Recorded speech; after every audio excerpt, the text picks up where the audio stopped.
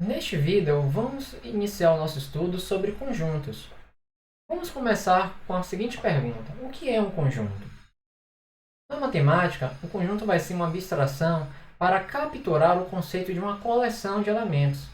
Então, o conjunto ele pode ser visto como uma lista não ordenada de elementos ou membros. Então, dessa forma, o conjunto composto pelos elementos nesta ordem 1, 2 é igual ao conjunto composto pelos elementos 1, 2 mais disposto na ordem 2, 1, pois justamente é uma lista não ordenada. Em outras palavras, a ordem não importa. O que importa é se a composição do conjunto, todos os elementos que os compõem são iguais. E então nós temos algumas notações. A primeira delas é A pertence a um conjunto A. Então isso quer dizer que o elemento A pertence àquele conjunto, ou A, esse é de pertence barrado, azam. Isso quer dizer que o elemento A não pertence ao conjunto denominado por azam. E aqui nós temos alguns exemplos. O conjunto formado por Mercúrio, Vênus, Terra, Marte e Júpiter. Então esse é um conjunto que contém alguns planetas da nossa galáxia. E quantos elementos tem esse conjunto? Mercúrio 1, Vênus 2, Terra 3, Marte 4, Júpiter 5. E aqui nós temos um outro conjunto. Veja que esse conjunto, o elemento, nós temos o elemento 10, o elemento Marte, mas temos um conjunto unitário com um elemento deste conjunto. E temos aqui um outro conjunto como elemento desse conjunto maior. E faço a pergunta: quantos elementos tem esse conjunto? Peço para que você pause o vídeo, encontre a sua resposta e então dê continuidade. Esse conjunto tem 10, um elemento, Marte, 2 elementos, conjunto unitário, 3 elementos e o último conjunto, 4 elementos. Então veja que o último conjunto, o último elemento, ele é um conjunto que possui como elementos Terra 1, 2 e 3. Mas o conjunto maior, ele possui apenas 4 elementos. E nós temos alguns tipos de conjuntos e conjuntos bastante importantes. O conjunto vazio, ele é representado por esse zero barrado, ele representa um conjunto que não possui elementos. Nós também temos o conjunto unitário, que possui um único elemento. O conjunto finito, que justamente é o número, ele possui um número limitado, um número finito de elementos. E tem o conjunto infinito. A definição de um conjunto infinito, nesse momento eu vou apresentar como um conjunto cujo número de elementos é infinito, onde você não tem um número natural n, tal que o número de elementos daquele conjunto seja menor ou igual a n. Mas nós vamos futuramente definir precisamente a definição de um conjunto infinito. Mas nesse momento vamos ficar com a nossa intuição. Um número natural, o conjunto n de números naturais, o conjunto z de números inteiros, nós temos o conjunto R de números reais e temos o conjunto Q de números racionais. Lembrando que o conjunto de números racionais, é formado por todo número formado da forma PQ, onde P é inteiro e Q ele é inteiro, porém excluído zero. Em outras palavras, números da forma 1, 2, 1, 4, 5, menos 7, o denominador não pode ser igual a zero. Então, esse é o conceito dos números racionais. E temos também algumas notações importantes.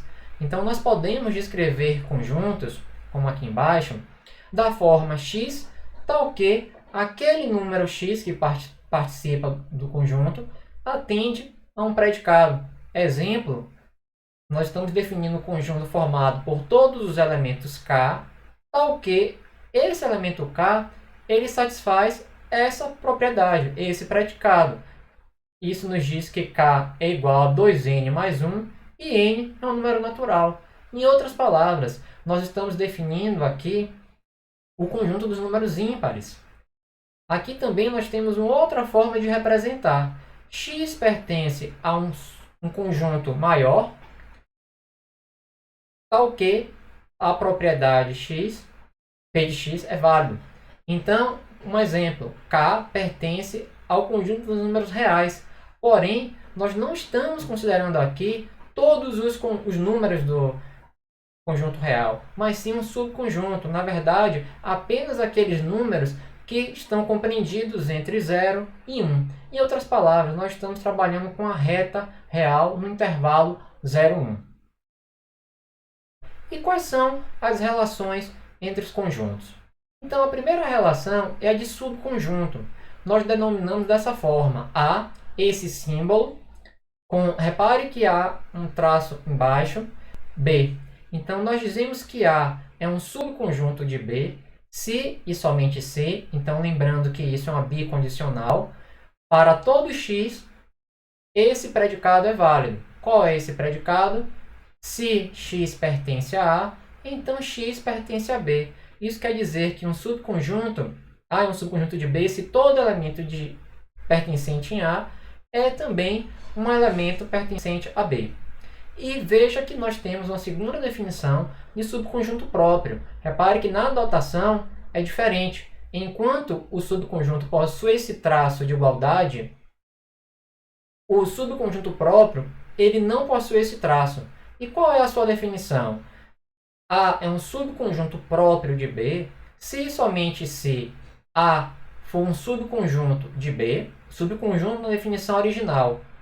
Porém, A ele é diferente de B.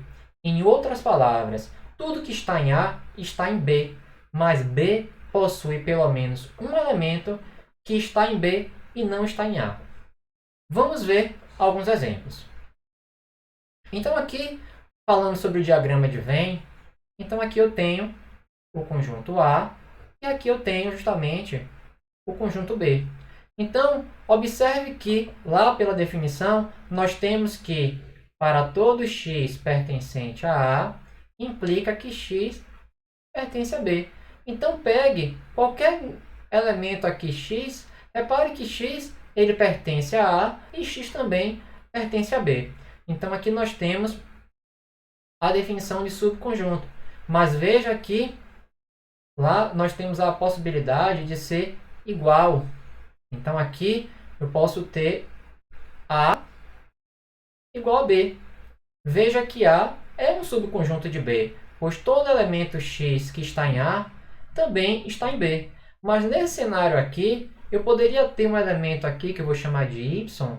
Observe que todo elemento de A está em B, mas B ele possui o quê? Um elemento y que está em B e não está em A. Então aqui nós dizemos que A é um subconjunto próprio de B. Já aqui nós dizemos que A é um subconjunto de B. Em outras palavras, o subconjunto próprio exclui a possibilidade desses conjuntos serem iguais, enquanto afirmar que é um subconjunto permite a possibilidade desses conjuntos serem iguais. Pode parecer um pequeno detalhe, mas é útil quando nós, a depender da prova de determinados teoremas que nós encontrarmos pelo nosso caminho. Bem, temos alguns exemplos. O conjunto vazio ele é um subconjunto de A. Um conjunto vazio ele é um subconjunto próprio de A, se A for diferente de vazio. E vazio não é um subconjunto próprio de vazio, pois se essa opção fosse verdade, ou seja, se o conjunto vazio fosse um subconjunto próprio de vazio, o conjunto vazio seria diferente do conjunto vazio. Ou seja, ele teria que atender essa condição aqui, o que seria impossível. Dando continuidade, nós temos então algumas operações básicas sobre conjuntos. A primeira delas é a união. Então, a união entre dois conjuntos A unido a B é igual ao conjunto formado por todo elemento x, tal que essa propriedade será válida. Essa propriedade nos diz que x pertence a A ou x pertence a B. Na interseção, nós temos a interseção B. Veja que é como se fosse o simétrico desse U de união. É igual ao conjunto formado por todo elemento x, tal que esse predicado é verdadeiro. X pertence a A e x pertence a B. Em outras palavras, o elemento x tem que pertencer aos dois conjuntos ao mesmo tempo. E aqui nós temos a diferença. A diferença é tudo que existe em A e não existe em B. Então veja que a própria linguagem natural nos diz a definição formal. É o conjunto de x tal que x pertence a A e x não pertence a B. E, por fim, nós temos o complemento. O complemento ele é justamente a ideia de tudo que existe no universo, mas não existe no conjunto A. Vamos entender tudo que foi dito por meio do nosso famoso diagrama de Venn. Então aqui, o diagrama de Venn, eu tenho aqui o conjunto U de universo. Então suponha que o conjunto U de universo seja igual aos números naturais. Mas aqui eu tenho, por exemplo, o conjunto A, e aqui eu tenho justamente o conjunto B. Então, se nós pensarmos na união, a união seria toda essa área achurada, pois compreende todos os elementos que ou estão em A, ou estão em B, ou estão na interseção. Dando continuidade ainda, se nós pensarmos na interseção entre A e B, então, pela definição, a interseção A e B, x pertence a A e x pertence a B. Então, é justamente essa região aqui correspondente à interseção. E aí nós temos também a diferença.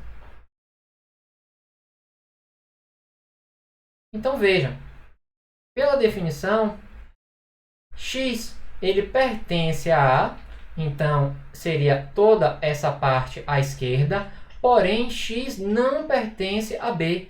Então, repare que essa região aqui é a única região que vai atender à definição. Pegue qualquer ponto aqui, x. X está em A, mas x não está em B. Um ponto aqui, onde eu acabei de fazer o ponto, ele pertence a A e pertence a B. Portanto, não é válido. E então, nós temos o conjunto obtido pelo complemento. Então, seja U o complemento, então aqui eu tenho um conjunto A. Então, qual é a ideia do complemento? É uma diferença, na verdade. Mas em relação a quem? Ao conjunto universo. Então, é tudo que está no universo, mas não está no conjunto A. Então, essa região achurada está por fora do conjunto A. Então, qualquer ponto que você pegar fora do conjunto A, ele vai pertencer ao complemento. Peço para que você entenda, assegure que você entendeu essas definições, pois elas serão extremamente úteis na parte de linguagens. E aqui nós temos alguns exemplos de identidades. Então aqui nós podemos provar, por meio da definição, alguma dessas identidades. E eu vou deixar esse exercício para um próximo vídeo. Muito obrigado.